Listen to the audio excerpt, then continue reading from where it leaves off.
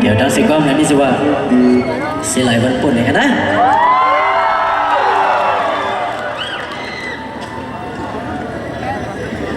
จงพี่น้องเขาเดี๋ยวมนเจอจอมใครเลยครับว่ามนเจอเลยในเด้พอแทงหูในเย้าไหนคดีย้อน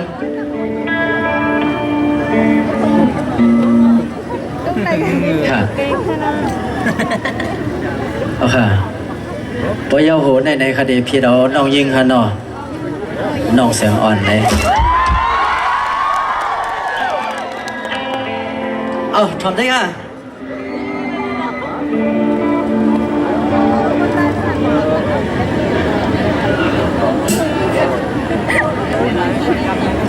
บนใจซ้อมกันลังๆครับ